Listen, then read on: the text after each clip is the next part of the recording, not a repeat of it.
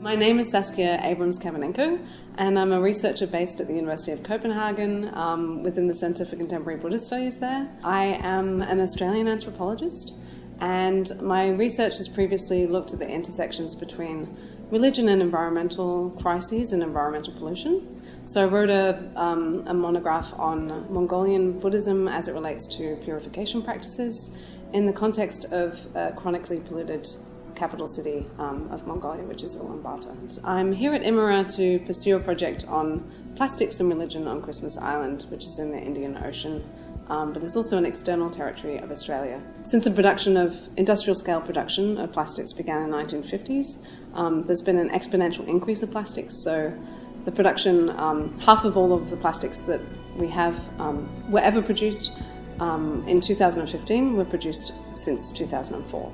So it's been a radical increase of plastics, and only 9% of plastics are recycled as well. So there's just an increasing amount of plastics. And as there's an increasing amount of plastics, there's an increasing amount of plastics which are finding their way into marine environments, but also into the soils and into the air that we breathe. So I'm looking at how people perceive the inundation of plastics and also the use of plastics in their everyday lives on Christmas Island.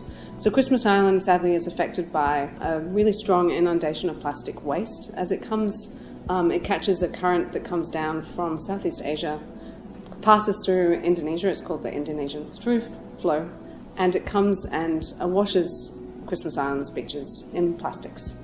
So the plastics are not generated on Christmas Island themselves, but they're coming from elsewhere.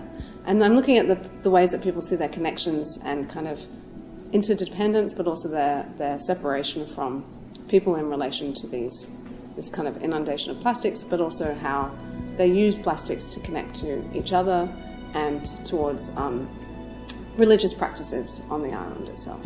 Obviously, this is a problem which is faced by many communities around the world. I think we're all experiencing plastic pollution on different scales with different levels of visibility throughout the world. So there is many countries on the Indian Ocean rim, for instance, especially in the north, which are affected by chronic pollution problems on beaches and in the marine ecosystems. So it's important that we understand why people use and have become so dependent on plastics, as we all are around the world, to varying degrees depending on where you are.